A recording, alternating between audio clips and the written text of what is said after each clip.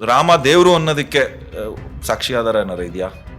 ಅಥವಾ ರಾಮ ಒಬ್ಬ ಲೆಜೆಂಡು, ಒಂದು ಕಥೆಯ ಮುಖಾಂತರ ನಾವು ಸಮಾಜನ ನಿರ್ಮೂಲ ಮಾಡೋದಕ್ಕೆ ಅಲ್ಲ, ಈಗ ನಾವು ಏನು ಪ್ರಜಾಪ್ರಭುತ್ವ ವ್ಯವಸ್ಥೆ, ಡೆಮೊಕ್ರೆಟಿಕ್ ರಾಜ್ಯ ಅಂತ ಮಾತಾಡ್ತೀವಲ್ಲ, ಎಲ್ಲರಿಗೂ ಮಾತಾಡುವ ಹಕ್ಕು, ಬದುಕುವ ಹಕ್ಕು ಅದು ರಾಮರಾಜ್ಯದಲ್ಲಿ ಇತ್ತು ಅಂತ ಹೇಳ್ತಾರೆ. ಹೌದು, ನಿಜವಾದ ರಾಮರಾಜ್ಯ ಅದಾಯ್ತು ಅಂದ್ರೆ ರಾಮ ದೇವರಲ್ಲಿ ಆಗ್ತಾರೆ. ಹಂಗಂದ್ರೆ ಇದು RSS ವೈಫಲ್ಯ ಅಂತಾನೆ ಹೇಳ್ಬೋದು. ಯಾಕಂದ್ರೆ ರಾಮ ಮಂದಿರ ನಿರ್ಮಾಣ ಎಲ್ಲ BJP RSS ಜೊತೆ ಅಲ್ಲ. ಬಟ್ ಅದ್ರ ಉತ್ತರ ನಾನು 2024 ಎಲೆಕ್ಷನ್ ಹೇಳ್ಬಿಡ್ತೀನಿ. ಅಯೋಧ್ಯೆ ಸೋತೋದ್ರು BJP. ಕಿರಣ್ ಸರ್, ನಾವೀಗ RSS ಬಗ್ಗೆ ಸಾಕಷ್ಟು ಮಾತಾಡಿದ್ದೀವಿ. ಇನ್ನು ಒಂದೇ ಒಂದು ಪ್ರಶ್ನೆ ಏನಂತಂದರೆ, ನೀವು ಇಷ್ಟು ದೂರದಿಂದ ಒಂದು RSS ಸ್ಟ್ರಕ್ಚರ್ ನೋಡಿದಾಗ ನಿಮ್ಮಲ್ಲಿ ಅಂದರೆ ಒಳ್ಳೇದು ಏನು ಅನಿಸುತ್ತೆ, ಕೆಟ್ಟದ್ದು ಏನು ಅನಿಸುತ್ತೆ? ನಾನು ಈ ಪ್ರಶ್ನೆ ಯಾಕೆ ಕೇಳ್ತಾ ಇದ್ದೀನಿ ಅಂದರೆ, ಈಗ ನಾವು ಶೂದ್ರ ಕಮ್ಯುನಿಟಿ, ದಲಿತ ಕಮ್ಯುನಿಟಿಯಲ್ಲಿ ತುಂಬ ಕಟ್ಟಾಗಿ ನೋಡ್ತೀವಿ. ಆ ಥರದೊಂದು ಸಂಘಟನೆ, ಸಂಸ್ಥೆನ ಒಂದು ಕಟ್ಟಾಗಿ ನೋಡ್ತೀವಿ, ಬಟ್ ಫೇಲ್ ಆಗ್ತಿರ್ತೀವಿ. ನಿಮಗೆ RSS ಒಂದು ನೋಂದಣಿಯಾಗದ ಸಂಸ್ಥೆ 100 ವರ್ಷದೊಳಗೆ ಉಳ್ಕೊಂಡು ಬೆಳ್ಕೊಂಡು ಹೋಗ್ತಾ ಇದೆಯಲ್ಲ ದೊಡ್ಡ ಮಟ್ಟದಲ್ಲಿ, ಅದು ಹೇಗೆ ಸಾಧ್ಯ ಆಯಿತು? ಅದರಲ್ಲಿ ಏನು ನೀವು ಆ ಥರದ್ದು ಒಳ್ಳೆಯದನ್ನು ನಾನು ಕಟ್ಟುವ ಸಂಘಟನೆ ಕಟ್ಟುವ ರೀತಿಯಲ್ಲಿ ಒಳ್ಳೇದು ನಿಮ್ಗೆ ಏನು ಕಾಣಿಸುತ್ತೆ ಅಂತ?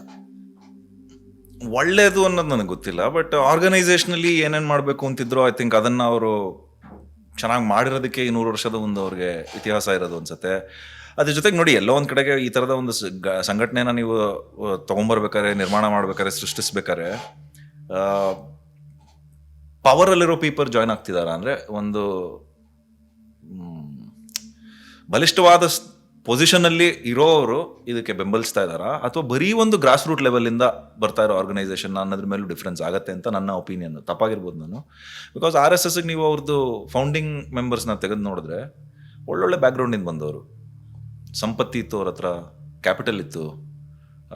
ಅಂದರೆ ನಾನು ಯಾರು ಫೌಂಡಿಂಗ್ ಫಾದರ್ಸ್ ಅಂತ ನಾವು ಇವ್ರು ಏನು ಕರೀತಾರೆ RSSದು, ಗೋವಾಲ್ಕರ್ ಆಗಿರ್ಬೋದು, ಅಥವಾ ಹೆಗ್ಡೆವರ್ ಆಗಿರ್ಬೋದು, ಅಥವಾ ಲೇಟರ್ ಆನ್ ಸಾವರ್ಕರ್ ಅವ್ರು ಬಂದವ್ರದ್ದಾಗಿರ್ಬೋದು. ಅಫ್ಕೋರ್ಸ್ ಅದನ್ನು ತೊಗೊಂಡು ಎಷ್ಟೊಂದು ಜನ ಅವ್ರು ಇದ್ರು ಇಲ್ಲ ಏನೇನೋ ನಡೆಯುತ್ತೆ. ಬಟ್ ಆ ಒಂದು ಪೀರಿಯಡಲ್ಲಿ ನೀವು ಕುತ್ಕೊಂಡು ಅವರ ಫೌಂಡಿಂಗ್ ಫಾದರ್ಸ್ನ ಒಂದು ಸ್ವಲ್ಪ ಹಿನ್ನೆಲೆ ತೆಗೆದು ನೋಡಿದ್ರೆ ಅವರೆಲ್ಲ ಒಳ್ಳೆ ಪವರ್ಫುಲ್, ಅಂದರೆ ಎಜುಕೇಟೆಡ್ಡು, ಒಳ್ಳೊಳ್ಳೆ ಪೊಸಿಷನಲ್ಲಿ ಇದ್ದವರು. ಮೀಡಿಯಾ ಇತ್ತು ಅವ್ರ ಹತ್ರ ಕಂಟ್ರೋಲ್. ಆ ಟೈಮಲ್ಲಿ ನಿಮಗೆ ಮೀಡಿಯಾ ಬಹಳ ಮುಖ್ಯ ಆಗುತ್ತೆ. ಆವಾಗ ಪ್ರೆಸ್ ಇತ್ತು ಅವ್ರ ಹತ್ರ, ಅಥವಾ ಪ್ರೆಸ್ಸಿನ ಒಂದು ಪ್ರಾಮುಖ್ಯತೆ ಅವಾಗಲೇ ಅರಿವು ಮಾಡ್ಕೊಂಡಿದ್ದವ್ರು. ಸೊ ಎಲ್ಲ ಸಂಘಟನೆಗಳಿಗೂ ಈ ರೀತಿಯಾದ ಒಂದು ಹೋಲಿಸ್ಟಿಕ್ ಓವರ್ ಆಲ್ ಏನಂತೀರ ಒಂದು ಅಪ್ರೋಚ್ ಸಿಕ್ಕೋದು ಕಷ್ಟ ಅಲ್ವಾ?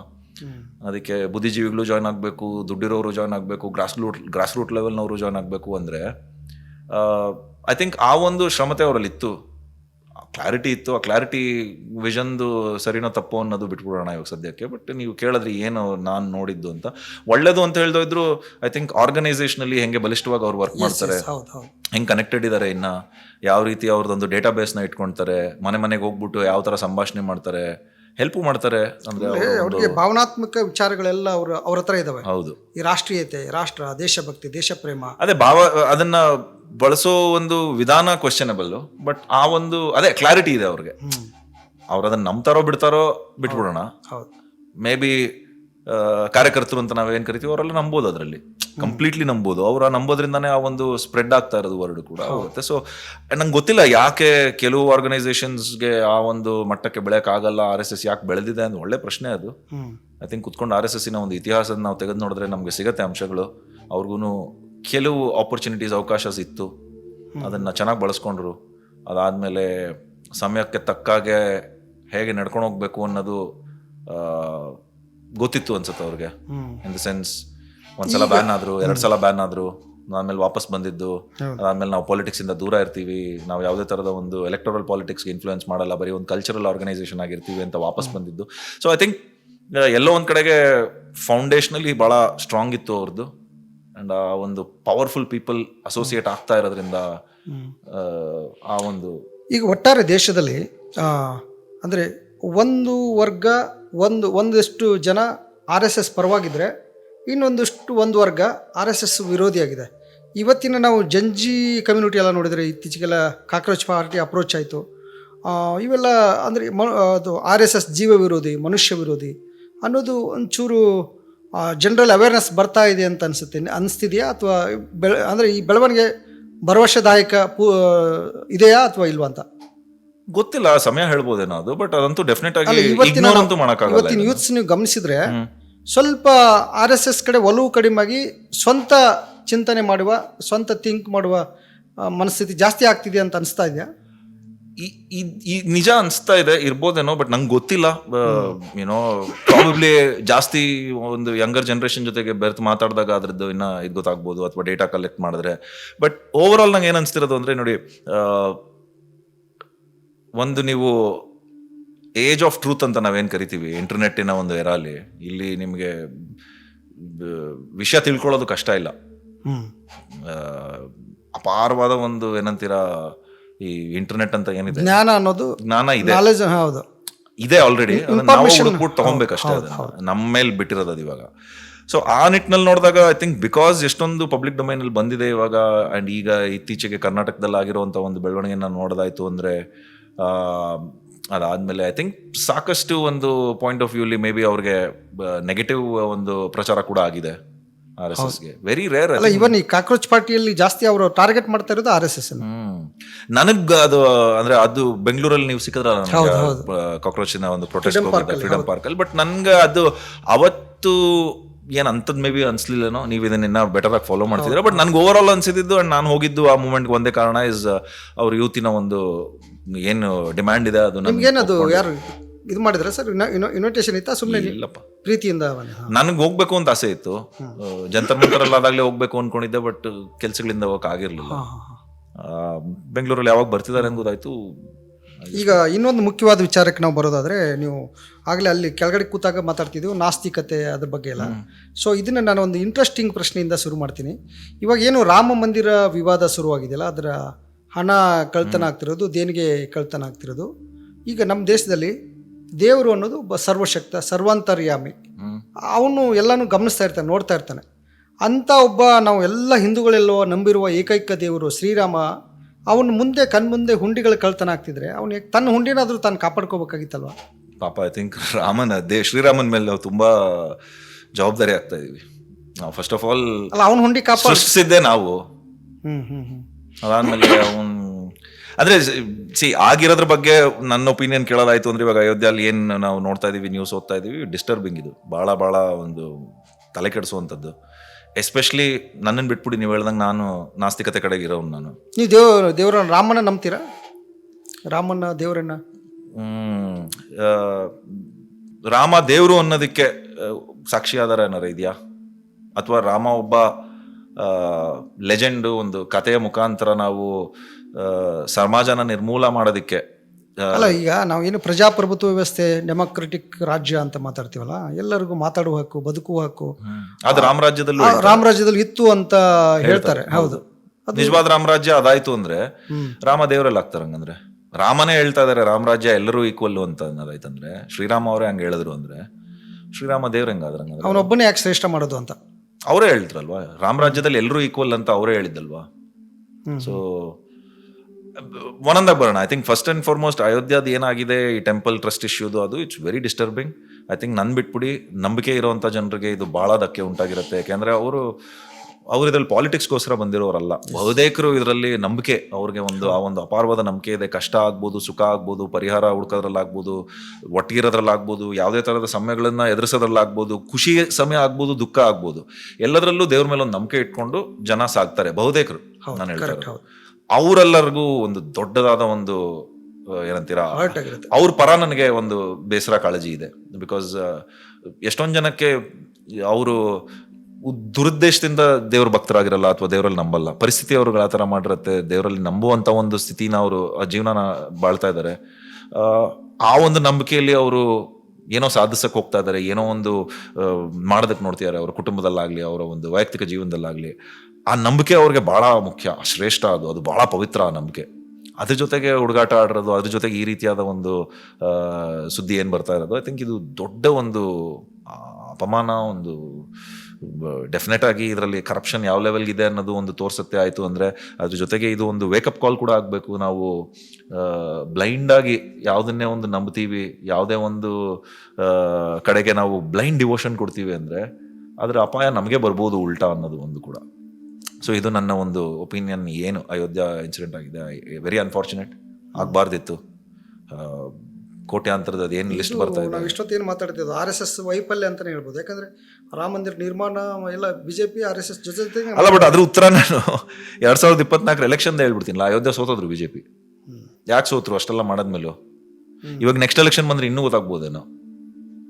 2024 ಅಲ್ಲಿ ಲೋಕಲ್ ಅಯೋಧ್ಯ ಜನರು ನೋಡ್ಬಿಟ್ಟಿದ್ರು. ಅವರು ಇಲ್ದೋದ್ರೆ ಏನಕ್ಕೆ ಸೋಲ್ಸಿರೋರು BJPನ? ಅದು ಅಯೋಧ್ಯದಲ್ಲಿ. ಅಲ್ಲೊಂದು ಹಾಡು ಬೇರೆ ಮಾಡಿದ್ರಲ್ವಾ, BJP supporters and RSS supporters ಹಾಡ್ಗಿಡೆಲ್ಲ ಮಾಡಿದ್ರು. ಐ ಥಿಂಕ್ ನಂಗೆ ಸರಿ ಜ್ಞಾಪಕ ಬರ್ತಾ ಇಲ್ಲ, ಅನುವಾದ ಮಾಡೋದಾಯ್ತು ಹಿಂದಿಯಿಂದ ಕನ್ನಡಗೆ. ಅಂದ್ರೆ ರಾಮನ್ನ ಯಾರು ಕರ್ಕೊಂಬಂದ್ರೋ ಅವ್ರನ್ನ ನಾವು ಗೆಲ್ಲಿಸ್ತಾ ಇದೀವಿ ಅನ್ನೋ ಒಂದು ಹಾಡು ಮಾಡಿದ್ರು 2019 ಅಯೋಧ್ಯ ಮಂದಿರದಲ್ಲಿ ರಾಮ ಬರ್ತೀಯಾನೆ. ಸೊ ಮೋದಿ ಅಥವಾ ಯೋಗಿ ಅವರ ಒಂದು ನೇತೃತ್ವದಲ್ಲಿ ಇದೇನು ಬರ್ತಾ ಇದೆ, ರಾಮನ್ ಅವ್ರು ಕರ್ಕೊಂಬರ್ತಿದಾರೆ, ಅವ್ರನ್ನ ನಾವು ತರಬೇಕಾಗಿರೋ ಜವಾಬ್ದಾರಿ ಅನ್ನೋ ಒಂದು ಕೂಗಿದ್ದಿದ್ದು. 2024 ಜನ ಅದನ್ನ ಒಪ್ಲಿಲ್ಲ.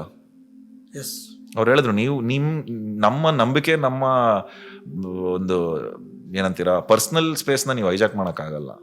ನೀವು ದೇವ್ರದ್ದು ಮಾಡ್ತೀರಾ ಒಳ್ಳೇದು, ದೇವಸ್ಥಾನ ಮಾಡಿಕೊಟ್ರು ಒಳ್ಳೇದು, ಬಟ್ ಅದ್ರ ಮೇಲೆ ನೀವು ನನಗೆ ಬಂದು ಓಟ್ ಕೊಡಿ ಅಥವಾ ಇದು ಮಾಡಿದ್ರೆ ನಾವು ಕೊಡಲ್ಲ. ಅದನ್ನಂತೂ ಕ್ಲಿಯರ್ ಆಗಿ ಹೇಳ್ಬಿಟ್ರು. ಅಂಡ್ ಇವಾಗ ಇದಾಗಿರೋ ಇದೆಲ್ಲ ನೋಡ್ತಿದ್ರೆ ಪ್ರಾಬ್ಲಿ ಇನ್ನು ಮುಂದೆ ಬರೋ ಎಲೆಕ್ಷನ್ಸ್ಗೂ ಅವ್ರಿಗೆ ಆದ್ರೂ ಆಶ್ಚರ್ಯ ಆಗ್ಕೊಡುದು. Yes sir. ಈಗ ನಾವು ಅದೇ ಮತ್ತೆ ಕಮಿಂಗ್ ಬ್ಯಾಕ್ ನಾಸ್ತಿಕತೆ ಬಗ್ಗೆ ಬರೋದಾದ್ರೆ, ನಾಸ್ತಿಕ ವಿಚಾರ ಅನ್ನೋದು ಇವತ್ತಿನದಲ್ಲ. ಹೌದು, ಚಾರ್ವಾಕ ಲೋಕಾಯತರಿಂದ ಇರುವಂಥದ್ದು. ಥ್ಯಾಂಕ್ಸ್ ನೀವು ಅದನ್ನ ಹೇಳಿದಕ್ಕೆ. ಬಿಕಾಸ್ ಪ್ರಪಂಚದಲ್ಲಿ ಎಷ್ಟೊಂದು ಜನ ಅನ್ಕೊಂಡ್ಬಿಟ್ಟಿದ್ದಾರೆ, ಅಥವಾ ಇಂಡಿಯಾಲೇ ಎಸ್ಪೆಷಲಿ ಈ ಒಂದು ಏಥಿಯಿಸಮ್ ಅಥವಾ ನಾಸ್ತಿಕತೆ ಅನ್ನೋದು ಬಹಳ ವೆಸ್ಟರ್ನ್ ಕಾನ್ಸೆಪ್ಟ್, ಇದು ಅವರಿಂದ ಬಂದಿರೋದು ಅಂತ. ಚಾರ್ವಾಕರ ಬಗ್ಗೆ ತಿಳ್ಕೊಂಡಿರೋರು ಅದನ್ನ ಹೇಳಲ್ಲ, ನೀವು ತಿಳ್ಕೊಂಡಿದ್ದೀರಾ, ಬಹಳ ಖುಷಿ ಆಯ್ತು. ಹೌದು. ಸೊ ಅಂದರೆ ನಮ್ಮ ದೇಶದಲ್ಲಿ ಈಗ ಡೆಮಾಕ್ರೆಟಿಕ್ ಕಲ್ಚರ್ ಬಗ್ಗೆ ಮಾತಾಡೋದು ಅವಾಗ್ಲಿಂದ ಇರೋದು. ದೇವರು ನಂಬಿದವರು, ನಂಬದೇ ಇರೋರು, ಅನುಮಾನ ಪಡೋರು ಎಲ್ಲರೂ ಕೂಡ ಒಟ್ಟೊಟ್ಟಿಗೆ ಬದುಕಿರುವಂಥ ಬಹುತ್ವ ದಾರಿಗಳಿರುವಂಥ ದೇಶ ಇದು. ಸೊ ಹಾಗಾಗಿ ನೀವು ನಾಸ್ತಿಕ ಅದರ ಪ್ರಯೋಗದಲ್ಲಿ ಇದ್ದೀರಿ ಅಂತ, ನಾಸ್ತಿಕ ತಾತ್ವಿಕತೆಯನ್ನು ಹುಡುಕೋ ಪ್ರಯೋಗದಲ್ಲಿ ಇದ್ದೀರಿ ಅಂತ ನೀವು ನನ್ನ ಮೊದಲು ಫೋನಲ್ಲಿ ಮಾತಾಡ್ಬೇಕಾದ್ರೆ ಪರಿಚಯ ಮಾಡ್ಕೊಂಡ್ರಿ. ಹುಡುಕೋ ಇದರಲ್ಲಿಲ್ಲ. ಐ ಥಿಂಕ್ ನಾಸ್ತಿಕತೆ ಕಡೆಗೆ ನನ್ನ ಸನ್ನಿವೇಶಗಳು, ನನ್ನ ಅನುಭವಗಳು ತಳ್ಳಿದೆ. ಅದನ್ನ ಎಕ್ಸ್ಪ್ಲೋರ್ ಮಾಡೋದಕ್ಕೆ, ಅದನ್ನ ತಿಳ್ಕೊಳ್ಳೋದಕ್ಕೆ. ಸೊ ಆ ಒಂದು ಇದರಲ್ಲಿ ನಾನು ನಾಸ್ತಿಕ ಯಾಕೆ ಅಂದ್ರೆ, ಯಾರೋ ಬಂದ್ಬಿಟ್ಟು ನೀನು ಆಸ್ತಿಕನಲ್ವಾ ಅಂತ ಕೇಳಿದಾಗ ನಾನು ಹೇಳ್ಬೇಕಾಗಿ ಬರ್ತಾ ಇರೋದು. ಅಂದ್ರೆ ಆಸ್ತಿಕತೆಯ ಒಂದು ಪ್ರಶ್ನೆನೇ ಇಲ್ದೋ ಇದ್ದಿದ್ರೆ ನನ್ನಂತವ್ರು ಯಾರು ಇರ್ತಾ ಇರಲಿಲ್ಲ ಅಲ್ವಾ ನಾಸ್ತಿಕತೆಯನ್ನ ಮಾತಾಡೋರು. ಅಂದ್ರೆ ಇವಾಗ ಏಥಿಯಸ್ಟ್ ಯಾಕಿದೀವಿ ಅಂದ್ರೆ, ಥಿಯಸ್ಟ್ಸ್ ಬಂದ್ಬಿಟ್ಟು ನಮ್ಗೆ ಇಲ್ಲ ಅಪ್ಪ ದೇವ್ರಿದಾರ ನೀನ್ ನಂಬಬೇಕು ಅಂತ ಹೇಳ್ತಾರೆ. ಅವ್ರು ನಂಬಿದ್ರೆ ನನ್ಗೇನ್ ಪ್ರಾಬ್ಲಮ್ ಇಲ್ಲ, ಅವ್ರ ಪರ್ಸನಲ್ ಇಚ್ಛೆ, ನಾನು ಅದನ್ನ ರೆಸ್ಪೆಕ್ಟ್ ಕೂಡ ಮಾಡ್ತೀನಿ. ಅವರ ಒಂದು ಪರ್ಸನಲ್ ಎಕ್ಸ್ಪೀರಿಯನ್ಸ್ ಆಗಿರ್ಬೋದು, ಪರ್ಸನಲ್ ಅವರ ಒಂದು ಒಪಿನಿಯನ್, ಅದು ಅವ್ರದ್ದು ಬಿಟ್ಟಿರೋದು. ಬಟ್ ಬಂದು ಯಾಕೆ ನೀನ್ ಯಾಕೆ ಇದಿರ್ಲಿಲ್ಲ, ಅಥವಾ ಇದಕ್ಕೂ ಸೃಷ್ಟಿ ಮಾಡಿರೋನು ಭಗವಂತನೇ, ಅಥವಾ ಈ ಒಂದು ಕಾನ್ಸೆಪ್ಟ್ ಇದು ಪ್ರೂವ್ ಆಗಿದೆ, ಇದಿದೆ ಅಂತ ಹೇಳಿದಾಗ ನಾನು ಅವಾಗ ಅಂದ್ರೆ ನನ್ನಲ್ಲಿ ಏಥಿಯಸ್ಟ್ ಅವಾಗ ಬರೋದು.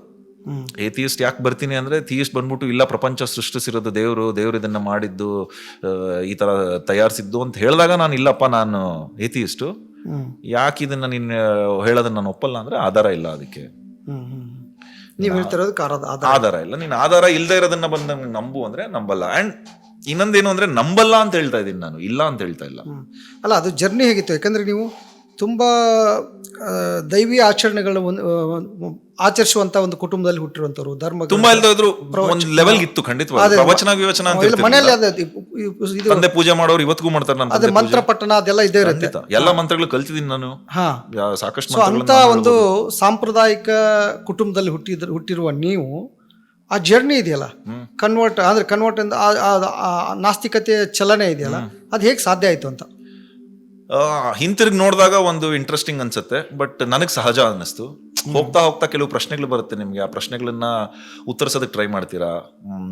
ಯಾಕಂದ್ರೆ ಈಗ ಯಾಕೆ ಈ ಪ್ರಶ್ನೆ ಕೇಳಿದೆ ಅಂದ್ರೆ ಸರ್, ದೇವ್ರು ಇದಾನೆ ಅಂತ ನಾನು ನಂಬ್ಕೊಂಬಿಟ್ರೆ ನನಗೆ ಬದುಕೊಂಚೂರು ಭಾಳ ಈಸಿ, ಸರಳ ಅನಿಸ್ಬಿಡುತ್ತೆ. ಯಾಕಂದ್ರೆ ಈಗ ನೀವು ದೈಹಿಕವಾಗಿ ಬಲಿಷ್ಠರಿದ್ದೀರಿ, ನೀವು ನನಗೊಂದು ಪಟೀರ್ ಅಂತ ಹೊಡ್ರಿ, ನನ್ನ ದೇವ್ರು ನಿನ್ನ ಮಗನೇ ದೇವ್ರು ನೋಡ್ಕೋತೇನೆ ಐತೆ ನಿನಗೆ ಅಂತ ನಾನು ಸಮಾಧಾನಕ್ಕೆ. ಕರೆಕ್ಟ್.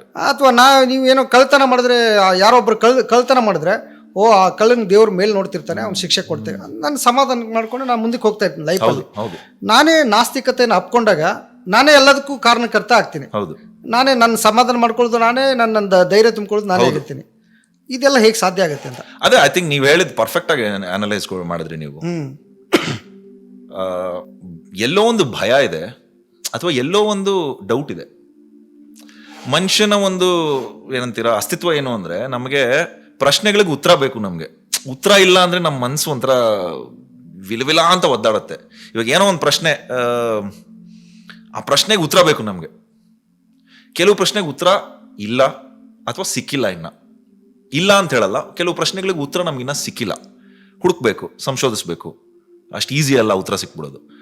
ಆ ಗ್ಯಾಪ್ ಇದೆಯಲ್ಲ, ಅಂದ್ರೆ ಇವಾಗ ಒಂದು ಪ್ರಶ್ನೆ ಇದೆ, ಆ ಪ್ರಶ್ನೆಗೆ ಉತ್ತರ ಇಲ್ಲ, ಹುಡುಕೋ ಒಂದು ಪ್ರಯೋಗ ನಡೀತಿದೆ, ಅದನ್ನ ಬಿಟ್ಬಿಡೋಣ. ಬಟ್ ಗ್ಯಾಪಲ್ಲಿ ಮನುಷ್ಯನ ಒಂದು ಅಸ್ತಿತ್ವ ಏನು ಅಂದ್ರೆ ಆ ಗ್ಯಾಪನ್ನು ಫಿಲ್ ಮಾಡಬೇಕು.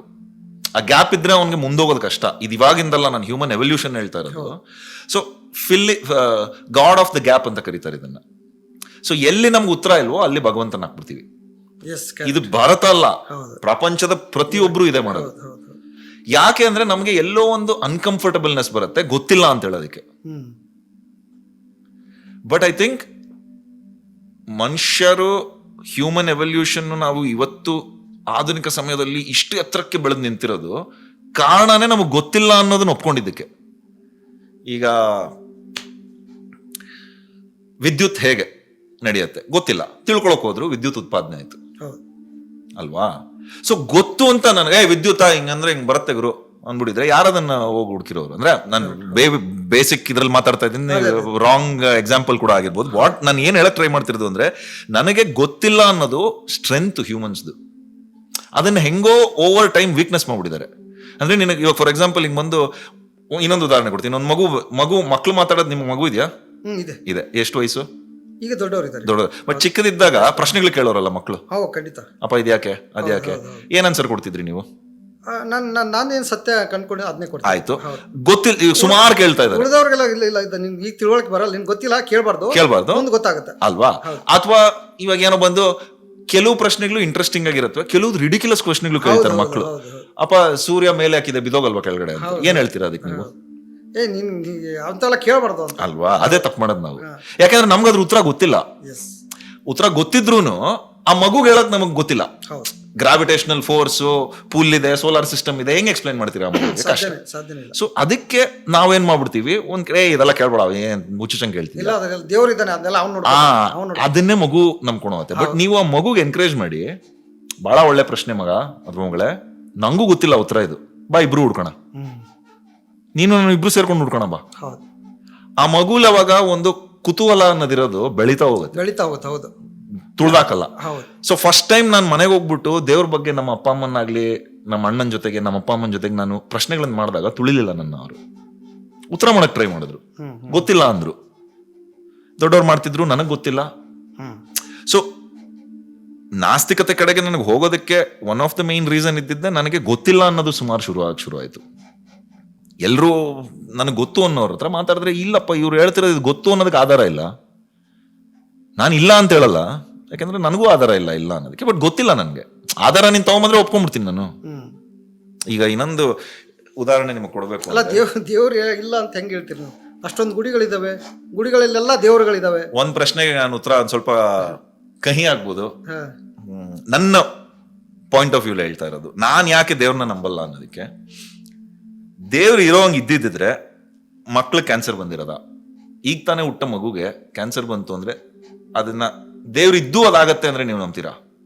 ಆ ಮಗುವಿನ ಪೂರ್ವಜನದ ಪಾಪ ಇರ್ಬೋದು, ಕರ್ಮ ಸಿದ್ಧಾಂತದ ಪ್ರಕಾರ. ಅದು ಬಹಳ ಕನ್ವೀನಿಯಂಟ್ ಆಗೋಯ್ತಲ್ವಾ ಹೇಳೋದು. ಆ ಮಗು ಇನ್ನ ಹುಟ್ಟೇ ಇಲ್ಲ, ಈಗ ತಾನೇ ಹುಟ್ಟಿದೆ, ಆದ್ರೆ ಹಿಂದಿನ ಜನ್ಮದ ಪಾಪನ ಇವಾಗ ನಾವು ಆಗ್ತಾ ಇದೀವಿ. ಅದಕ್ಕೂ ಯಾವುದೇ ತರದ ಆಧಾರ ಇಲ್ಲ. ನೀವು ಹೇಳ್ತಾ ಇರೋದು ಎವಿಡೆನ್ಸ್ಗೆ, ಪೂರ್ವ ಜನ್ಮದ್ದು ಕರ್ಮ ಅಂತ ನಾವೇನ್ ಹೇಳ್ತೀವಿ, ಕರ್ಮಕ್ಕೂ ಯಾವುದೇ ತರದ ಆಧಾರ ಇಲ್ಲ. ಯಾರ ಪ್ರೂವ್ ಮಾಡಿದಾರ ಇಲ್ಲಿವರೆಗೂ ಮನುಷ್ಯನ ಇತಿಹಾಸದಲ್ಲಿ? ನಾನು ಹಿಂದಿನ ಜನ್ಮದಲ್ಲೂ ಹುಟ್ಟಿದ್ದೆ, ಈಗಲೂ ಹುಟ್ಟಿದ್ದೀನಿ, ನನ್ಗೆ ಇದು ಯಾರ ಪ್ರೂವ್ ಮಾಡಕ್ಕಾಗತ್ತ? ಕತೆ ಕಟ್ಬೋದು, ಅವರ ಎಕ್ಸ್ಪೀರಿಯನ್ಸ್ ಹೇಳ್ಬೋದು, ಅದನ್ನ ನಾವು ಕೇಳಿಸ್ಕೊಂಡು ಗಾಳಿ ಮಾತ್ರ ಬಿಡ್ಬೋದು. ಜಾಸ್ತಿ ಪ್ರಚಾರ ಆಗುತ್ತೆ. ಅದೇ ಪ್ರಚಾರ ಆದ್ರೇನೆ ಏನಾಗುತ್ತೆ? ನೀವ್ ಹೇಳಿದ್ರಲ್ಲ, ನೀವ್ ಹೇಳಿದ್ರಿ ಆಗ್ಲೇ, ನನ್ಗೆ ಇವಾಗ ಯಾರೋ ದೌರ್ಜನ್ಯ ಆಯ್ತು ಅಥವಾ ಅತ್ಯಾಚಾರ ಆಯ್ತು, ಅವಾಗ ದೇವ್ರು ನೋಡ್ಕೊಂತಾನೆ ಅನ್ನೋದು ಈ ಕಾನ್ಸೆಪ್ಟ್ ಇಂದಾನೇ ಆಗಿರೋದು. ಅದು ನೀವ್ ಹೇಳಿದ ಕಾನ್ಸೆಪ್ಟ್ ಅಂದ್ರೆ ಪೂರ್ವಜರ ಒಂದು ಪುಣ್ಯ ಪಾಪ, ಹಿಂದಿನ ಜನ್ಮದ್ದು. ಹೌದೌದು. ಇದನ್ನ ನಾವು ಯಾಕೆ ಸಮರ್ಥನೆ ಮಾಡ್ಕೋತೀವಿ ಅಂದ್ರೆ, ಯಾಕೆ ಒಬ್ಬ ಪುಣ್ಯ ತುಂಬಾ ಪಾಪ ಮಾಡ್ತಿರ್ತಾನೆ, ಕರಪ್ಷನ್ ಅದು ಇದು ಎಲ್ಲ ಮಾಡ್ಕೊಂಡು ಒಳ್ಳೆ ಕಾರಲ್ಲಿ ವಿಮಾನದಲ್ಲೆಲ್ಲ ಓಡಾಡ್ತಿ ಮೆರಿತಾ ಇರ್ತಾನೆ, ಅವನ್ಗೆ ಮುಂದಿನ ಜನ್ಮದಲ್ಲಿ ಪಕ್ಕ ಅವನು ಇದಾಗ್ತಾನೆ. ಆದ್ರೆ ಯಾಕೆ ಅಂದ್ರೆ ಸಮಾಧಾನಕ್ಕೆ ನಮಗೆ ನ್ಯಾಯ ಎಲ್ಲೆಲ್ಲಿ ಸಿಗ್ಬೇಕಿತ್ತು ಆ ಎಲ್ಲಾ ಬಾಗ್ಲುಗಳು ಕ್ಲೋಸ್ ಆಗ್ಬಿಡಿದೆ, ಆಯ್ತಾ? ನ್ಯಾಯ ಅನ್ನೋದು ಇಲ್ವೇ ಇಲ್ಲ ಇವಾಗ, ನ್ಯಾಯದ ನಾ ಕೂಡ ಇಲ್ಲ. ಸೊ ಆ 3 Idiots cinema all is well ಅಂತ ಅವ್ರು ಹೇಳ್ಕೊಂತಾರಲ್ಲ, ನಮಗೆ ನಾವು ಸಮಾಧಾನ ಹೇಳ್ಕೊಳ್ಳೋದಂದ್ರೆ ಬಿಡು ಭಗವಂತ ನೋಡ್ಕೊಂತಾನೆ. ಎವಿಡೆನ್ಸ್ ಇದೆಯಾ ಅದಕ್ಕೆ? ಇವಾಗ ಎಷ್ಟೊಂದು ಜನ ಹೇಳ್ತಾರೆ ವಿಜಯ್ ಮಲ್ಯ ಅವರು ಕಳ್ಳರು ಅಂತ. ಆರಾಮಾಗಿದ್ದಾರೆ ಅವ್ರು ಲಂಡನ್ ಅಲ್ಲಿ. ಹೌದು. ಯಾವತ್ತೊಂದ್ ದಿವಸ ಅವ್ರಿಗೂ ಆಯ್ತು, ಇಂಗ್ಲೆಂಡ್ ದೇಶ ಕಾಲೋನಿಯಲೈಸ್ ಮಾಡಿದವರು ಇಡೀ ಪ್ರಪಂಚನ, ಕ್ವೀನ್ 90 ವರ್ಷ ಬದುಕಿದ್ರು, ಕ್ವೀನ್ ಆಗಿ ಸತ್ರು ಅವರು. ಎಷ್ಟೊಂದ್ ಜನ ಹೇಳೋದು ಕ್ವೀನ್ ದೌರ್ಜನ್ಯ ಮಾಡಿದ್ರು, ಎಷ್ಟೊಂದ್ ಜನ ನಿಜಾನೇ ಅಲ್ವಾ, ಅದು ಎವಿಡೆನ್ಸ್ ಕೂಡ ಇದೆ. ರಾಣಿ, ಹೌದು, ರಾಣಿ ಅವರು ಕ್ವೀನ್ ಎಲಿಜಬೆತ್ ಹೌದು 90s ಅಲ್ಲಿ ಸತ್ತಿದ್ದವರು. ಅದು ಆರಾಮ್ ಅಂದ್ರೆ ಸಹಜವಾದ ಸಾವು, ಸಹಜವಾದ ನಿದ್ದೆಯಲ್ಲಿ ಸಾವು ಬಂದಿರೋದು. ಸೊ ಎಲ್ಲಿ ಅವ್ರಿಗೆ ಹಂಗಂದ್ರೆ ನೀವ್ ಹೇಳೋ ಪ್ರಕಾರ ಅವ್ರು ಅಷ್ಟೊಂದು ದೌರ್ಜನ್ಯ ಅತ್ಯಾಚಾರ ಮಾಡಿದವರು ಆಕೆ ಅಂದ್ರೆ ಇದಕ್ಕೆ ಎವಿಡೆನ್ಸ್ ಇದೆ ನಮ್ಮ ಹತ್ರ. ಅಲ್ಲ, ಇದಕ್ಕೂ ಒಂದು ಈ ಆಸ್ತಿಕ ಅದಕ್ಕೂ ಒಂದು ಕತೆ ಕಟ್ತಾರೆ. ಅದೇ ಆಗ್ಲೇ ಹೇಳ್ದಂಗೆ ಅವ್ರದ್ದು ಮುಂದಿನ ಜನ್ಮದಲ್ಲಿ ಅವ್ರಿಗೆ ನೋಡ್ಕೊಳ್ತಾನೆ, ಅಥವಾ ಹಿಂದಿನ ಜನ್ಮದಲ್ಲಿ ಪುಣ್ಯ ಮಾಡಿದ್ರು ಈ ಜನ್ಮದಲ್ಲಿ ಅದೇ ಕನ್ವೀನಿಯಂಟ್ ಅನ್ಸುತ್ತೆ. ಅದೇ ಸಮರ್ಥನೆ ಅಷ್ಟೇ. ಅಕೌಂಟಬಿಲಿಟಿ. ಇವಾಗ ಫಾರ್ ಎಕ್ಸಾಂಪಲ್ ಫನ್ಗೆ ಹೇಳ್ಬೇಕು ಅಂದ್ರೆ ಧರ್ಮೇಂದ್ರ ಪ್ರಧಾನ್ ನನಗೆ ಮುಂದಿನ ಜನ್ಮದಲ್ಲಿ ದೇವ್ರ ಶಿಕ್ಷೆ ಕೊಡ್ತಾನೆ ಬಿಡಿ ಎಜುಕೇಶನ್ ಲೀಕ್ ಆಗಿರೋದಕ್ಕೆ, ಒಪ್ಕೊಂತೀರಾ ನೀವು ಇದನ್ನ? ನಾನು ಇವಾಗ ಎಜುಕೇಶನ್ ಮಿನಿಸ್ಟರ್ ಆದವ್ರಿಗೆ CJP ಅವ್ರು ಕೇಳ್ತಿದಾರಲ್ವಾ ರೆಸಿಗ್ನೇಷನ್, ಸುಮ್ಮನೆ ಒಂದು ತಮಾಷೆಗೆ ಹೇಳ್ತಾರೆ. ಅವರು ನಾನು ಮಾಡಿರೋ ತಪ್ಪೇ ಆದ್ರೆ ಭಗವಂತ ಶಿಕ್ಷಿಸ್ತಾನೆ ನನ್ನ, ಮುಂದಿನ ಜನ್ಮದಲ್ಲಿ ನಾನು ನೋಡ್ಕೊಂತಾನೆ. ಒಪ್ತಾರ ಜನ ಅದನ್ನ? ಒಪ್ಪಕ್ ಸಾಧ್ಯನೇ ಇಲ್ಲ ಅಲ್ವಾ? ಸೊ ಇದು ಕನ್ವೀನಿಯಂಟ್ ಹೇಳೋದು ನಾವು. ಅದೇ ಅಕೌಂಟಬಿಲಿಟಿನ ತಗೊಳ್ದೇ ಇರೋದಕ್ಕೆ ಯೂಸ್ ಮಾಡುವಂತ ಒಂದು ಇದು. ಜಾವೇದ್ ಅಖ್ತರ್ ಅವರು ಬಹಳ ಚೆನ್ನಾಗಿ ಒಂದು ಇತ್ತೀಚಿನ ಒಂದು ಕಾನ್ಕ್ಲೇವ್ ಅಲ್ಲಿ ಮಾತಾಡಿದ್ದು, ಯಾವ ಲಿಟ್ ಫೆಸ್ಟಿವಲ್ ಅನ್ನೋದು ನಂಗೆ ಗೊತ್ತಾಗ್ತಾ ಇಲ್ಲ, ಅದ್ರಲ್ಲಿ ಅವ್ರು ಹೇಳಿದ್ರು ಈ ಪುನರ್ಜನ್ಮದ ಬಗ್ಗೆ ಬಹಳ ಚೆನ್ನಾಗಿ ವ್ಯಂಗ್ಯ ಮಾಡಿದ್ರು ಅವರು. ನಾನು ಬಹಳ ದೊಡ್ಡ ಅಡ್ಮೈರರ್ ಜಾವೇದ್ ಅಖ್ತರ್ ಅವ್ರದ್ದು. ಅವ್ರು ಹೇಳಿದ್ರು ಈಗ ಪುನರ್ಜನ್ಮದ ಕಾನ್ಸೆಪ್ಟ್ ಅಲ್ಲಿ ಹೇಳ್ತಾರೆ, ನೀನು ಚೆನ್ನಾಗಿ ಬಾಳಿದ್ರೆ ಶ್ರೇಷ್ಠನಾಗಿ ಮುಂದಿನ ಜನ್ಮದಲ್ಲೂ ಒಳ್ಳೆ ಮನುಷ್ಯನಾಗೆ ಹುಡ್ತೀಯ, ನೀನು ತುಂಬಾ ಕೀಳಾಗಿ ನಡ್ಕೊಂಡಿದ್ಯಾ ಅಥವಾ ಮೋಸ ಅನ್ಯಾಯ ಎಲ್ಲ ಮಾಡಿದ್ಯಾ ಅಂದ್ರೆ ಜಿರಳೆ ಆಗಿ ಕೂಡ ಹುಟ್ಬೋದು ನೀನು ಮುಂದಿನ ಜನ್ಮದಲ್ಲಿ, ಅಲ್ವಾ? ಬಟ್ ಇವಾಗ ಜಿರಳೆ ಆಗಿ ಹುಟ್ಬೋದು, ನಾಯಿ ಆಗಿ ಹುಟ್ಬೋದು, ಹಲ್ಲಿ ಆಗಿ ಹುಟ್ಬೋದು, ಸೊಳ್ಳೆ ಆಗಿ ಹುಟ್ಬೋದು, ಏನಾಗಿ ಹುಟ್ಬೋದು, ಬಟ್ ನೀನು ವಾಪಸ್ ಮನುಷ್ಯ ಕೂಡ ಆಗ್ಬೋದಲ್ವಾ? ಅದೇ ಕಾನ್ಸೆಪ್ಟ್ ಅಲ್ಲಿ ಹೇಳ್ತಾರೆ. ಅಂದ್ರೆ ನೀನ್ ತಿರ್ಗಾ ಒಳ್ಳೆಯವನಾಗಿದ್ರೆ ವಾಪಸ್ ಮನುಷ್ಯನೂ ಆಗ್ಬೋದು. ಸರಿ, ಜಿರಳೆ ಒಳ್ಳೆ ಜಿರಳೆ ಹೆಂಗಾಗತ್ತೆ ಅಂದ್ರೆ ಏನು ಜಿರಳೆ ಮಾಡೋದ್ರಿಂದ ಅದು ಒಳ್ಳೆ ಜಿರಳೆ ಅನ್ನಿಸ್ಕೊಂಡು ಮುಂದಿನ ಜನ್ಮದಲ್ಲಿ ಮನುಷ್ಯ ಆಗ್ತಾನೆ. ಜಿರಳೆಗಳ ಕೆಲಸ ಏನು? ಕಚಡ ತಿನ್ನೋದು, ಹೋಲ್ಸಲ್ ಇರೋದು, ಬಚ್ಚಲಲ್ಲಿ ಕತ್ಲಲ್ಲಿ, ಅಲ್ವಾ? ಇವಾಗ ಈ ಜಿರಳೆ ಓದ್ ಜನ್ಮದಲ್ಲಿ ನಾನು ಅನ್ಕೊಳ್ಳೋಣ, ನಾನು ಓದ್ ಜನ್ಮದಲ್ಲಿ ಮನುಷ್ಯ ಆಗಿದ್ದೆ, ಈ ಜನ್ಮದಲ್ಲಿ ಜಿರಳೆ ಹುಟ್ಬಿಟ್ಟಿದ್ದೀನಿ. ನಾನು ಇವಾಗ ಮುಂದಿನ ಜನ್ಮದಲ್ಲಿ ತಿರ್ಗಾ ಮನುಷ್ಯ ಆಗ್ಬೇಕು. ನಾನು ಒಳ್ಳೆ ಜಿರಳೆ ಹೆಂಗಾಗೋದು ಅಂದ್ರೆ ನಾನು ಕಸ ತಿನ್ಬಾರ್ದಾ, ನಾನು ಕೊಳಕಲ್ಲಿ ಇರಬಾರ್ದಾ, ನಾನು ಇದನ್ನೆಲ್ಲ ದೂರ ಅನ್ಬಿಟ್ಟು ನಾನು ಪ್ರಾರ್ಥನೆ ಮೆಡಿಟೇಟ್ ಮಾಡ್ಬೇಕಾ ಕುತ್ಕೊಂಡು ಆಸ್ ಎ ಜಿರಳೆ? ಅವಾಗ ನನಗೆ ಮುಂದಿನ ಜನ್ಮದಲ್ಲಿ ಸಿಕ್ಕತ್ತಾ? ಅಂದ್ರೆ ಎಷ್ಟು ಹಾಸ್ಯಕರವಾಗಿದೆ ನೋಡಿ ಇದು. ಜಿರಳೆ ಅಥವಾ ನಾಯಿ ಅಥವಾ ಹಲ್ಲಿ ಏನ್ ಅವ್ರು ಹೇಳ್ತಾರೆ ಮುಂದಿನ ಜನ್ಮದಲ್ಲಿ ನೀವು ಇದಾಗ್ಬಿಡ್ಬೋದು, ಕಾಗೆ ಆಗ್ಬಿಡ್ಬೋದು. ಆಯ್ತು, ನನ್ ಕಾಗೆನೇ ಅದೇ. ಒಳ್ಳೆ ಕಾಗೆ ಹೆಂಗಾಗೋದು? ಅಥವಾ ಒಳ್ಳೆ ನಾಯಿ ಹೆಂಗಾಗೋದು? ನಾಯಿ ಕೆಲಸ ಏನು, ನರಿ ಕೆಲಸ ಏನು, ಹಲ್ಲಿ ಕೆಲಸ ಏನು? ಸೊ ಈ ಪುನರ್ಜನ್ಮದ ಕಾನ್ಸೆಪ್ಟ್ ನನ್ನ ಪ್ರಕಾರ ನಾನಂತೂ ಖಂಡಿತ ನಂಬಲ್ಲ. ನೀವು ಎವಿಡೆನ್ಸ್ ಕೊಟ್ರೆ ನಂಬ್ತೀನಿ.